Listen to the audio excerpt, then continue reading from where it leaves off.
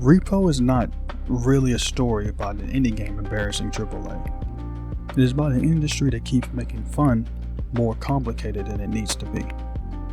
And that matters because major publishers are spending hundreds of millions of dollars trying to manufacture engagement, while smaller studios keep proving that players are not that difficult to read. Give people a clear idea, a strong gameplay loop, something worth sharing, and a reason to bring their friends.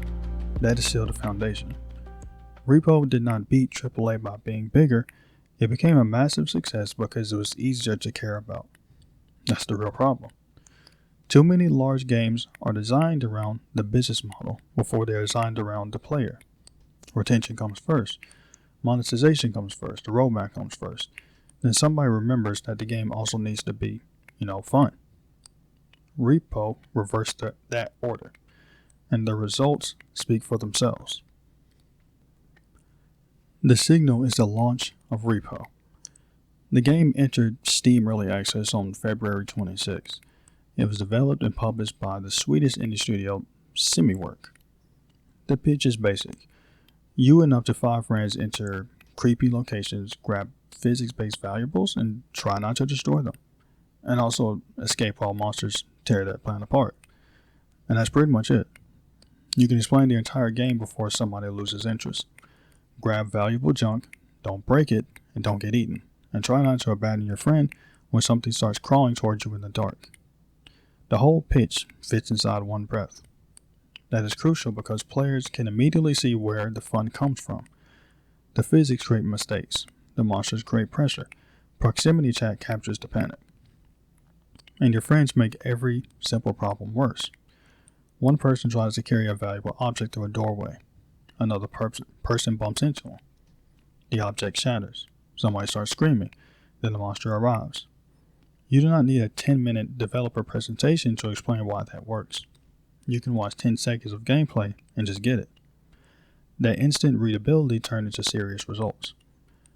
By June 2025, Alena Analytics estimated that REPO had sold 15.4 million copies and generated roughly 121 million in revenue. Those are analyst estimates rather than official audited figures. But even with that qualification, that the scale is difficult to dismiss. SteamDB recorded an all-time peak of 271,571 concurrent players on March 23rd. It has also accumulated more than 394,000 Steam reviews, with roughly 96% of them positive. A $10 early access horror game did that. Not with a cinematic universe, not with a 10-year roadmap, not with 6 different currencies and a battle pass menu that looks like somebody's tax software. And did it with a friend dropping a vase while a monster crawled out from the dark. The easy read is that indie developers, care about fun, while AAA publishers do not. And to be fair, it is easy to reach that conclusion. You look at a game like REPO, Lethal Company, or Content Warning and the appeal feels immediate. Then you look at another expensive live service shooter entering an overcrowded market, and you start asking who approved this crap. But indie good, AAA bad is still the service version. AAA developers are not untalented. They are not all lazy. And the people making the art, animation, sound, environments, and combat systems are usually not the ones deciding which business model enters the project. The deeper question is this. What happens when the market strategy starts controlling the game before the players ever touch it? That's where you get the real difference between REPO and something like Concord. Concord launched on PlayStation 5 and PC on August 23rd as a polished character-driven 5 versus 5 shooter. Sony then stopped sales, announced full refunds, and took the game offline on September 6, 2 weeks after release. Sony later confirmed that Concord would be permanently sunset and that Firewall Studios would close because the game did not hit the company's targets. That contrast is brutal. REPO, $10. Clear hook, goofy physics, social chaos, millions of estimated sales. Concord, major publisher support, high production quality, a crowded competitive lane. Pulled offline in 2 weeks, full refunds, and studio closed. The argument is not that the developers at Firewall lack talent. The argument is that talent was placed inside a product the market had very little reason to adopt. Players already had hero shooters. They already had competitive games demanding hundreds or thousands of hours. They already had free alternatives, supported by years of content, established communities, recognizable characters, and sunk time. Concord was not only asking players to buy another shooter, it was asking them to leave games where their friends, progress, habits, and communities already existed. That is a massive demand. Repo asked for $10 and a few friends, and that's it. Here's the deep layer to all this. The deeper issue is that modern AAA development is becoming trapped by its own costs. Large games are expensive. Because they are expensive, publishers become cautious. Because publishers become cautious, they chase formulas that already appear profitable. Because several companies chase those same formulas, the market becomes crowded.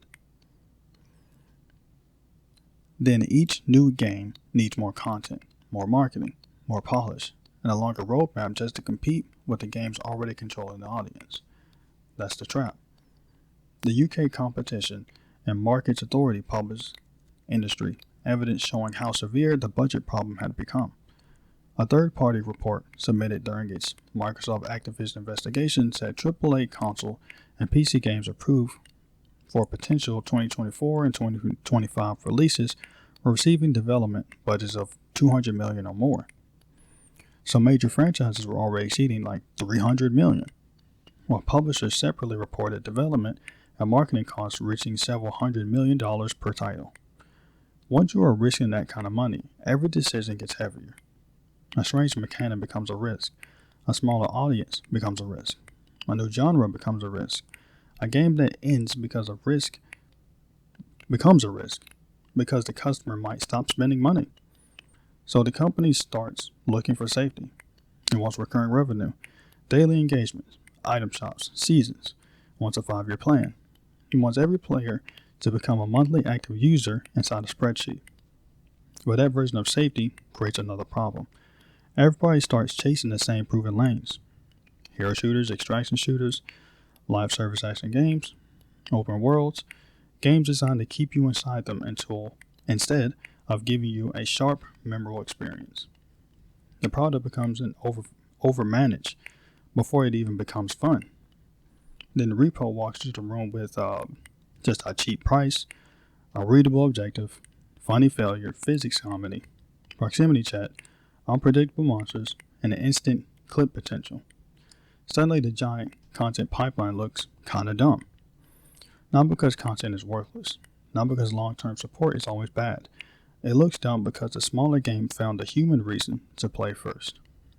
AAA keeps asking, how do we retain users? How do we extend engagement? How do we increase recurring monetization? How do we keep the content schedule full? Repo asks, would this be funded with friends? That question sounds basic, and that's why it's powerful. The industry has spent so much time optimizing the machine that it has forgotten what the machine is supposed to produce. Like fun. Now then, what's the human reality of all of this? Well, the cost lands on both players and developers. Players pay through time, money, and trust. Every failed live service launch asks you to invest in another account, another progression system, another set of characters, and another roadmap that may disappear when the numbers miss corporate targets. You're not just buying a game anymore. You're being asked to trust that the service will remain online, the updates will continue, and the community will stay healthy. Concord demonstrated how quickly that promise can collapse. The people who bought it receive refunds, but a refund cannot restore confidence in the next expensive multiplayer pitch. The developers pay an even heavier cost. When a massive strategic gamble fails, the people who lose their jobs are not always the executives who approve the strategy. Artists lose their job. So do designers, programmers. Entire studios can just disappear. Some already have. Firewall's closure is what makes the Concord comparison more than an easy internet mockery. Real people spent years building that game, and the product survived for like 2 weeks after launch. I mean, that's not really funny. That's just a system failure. And the lesson should not be that developers should have worked harder. The sharper lesson is that No amount of production talent can automatically rescue a weak market position. You can build excellent gunplay. You can create detailed environments. You can produce cinematic trailers. But if players cannot quickly identify why they need your game in their life, instead of the 5 established games they already play, polish becomes expensive camouflage. Repo avoided that problem entirely. Its roughness was part of its identity. Its awkward movement created comedy. Its physics created stories. Its limited structure made the game easy to enter. The player did not need to respect the production budget. The player only needed to have a good night with their friends. Now, what's a good standard here? Do not judge a game by the size of its roadmap. Judge it by how quickly the player can identify the source of the fun. Do not judge it by how many systems exist. Judge it by whether those systems can create meaningful choices, tension, laughter, and stories. Do not judge success by whether a game can theoretically last 10 years. Judge by whether people care enough to play it this weekend. That is the difference between manufactured engagement and real engagement. Manufactured engagement says log in for a reward, protect the streak, complete the daily challenge. Real engagement says get your friends online now, let us try that again, send me the clip, I'm going to post this on YouTube. That does not mean every game needs proximity chat and goofy physics. Copying repo directly would miss the point. The questionable lesson is not make another co-op horror game. The lesson is build the reason to care before building the system designed to retain people. Start with the experience. What will the player actually do? What emotion does that action create? Why is it better with another person? What happens when the plan goes wrong? Can somebody watch a short clip and identify the appeal without, a developer explaining the entire economy? That is a stronger standard. Players do not need every game to be massive. They need the first 10 seconds to just make sense. Now, what's the final line to all of this? The real issue is not that a $10 indie game outsold more expensive games. It is that repo exposed how backwards the AAA process can become. Too many companies begin with the revenue model. Then they select the market. Then they construct the roadmap. Then they build retention systems. And somewhere near the end, they try to locate the fun. Repo just started with the fun. The game was still in early access and did not contain every planned feature. It did not need to. The core loop was clear, social, readable, and funny. That was enough to make players care. AAA keeps building retention systems. Repo built a reason to laugh. That's the signal. That's the case file for today. The full report is waiting in the newsletter. But before you go, I've pulled up 2 more files for you on screen. Pick one, and I'll see you in the next investigation.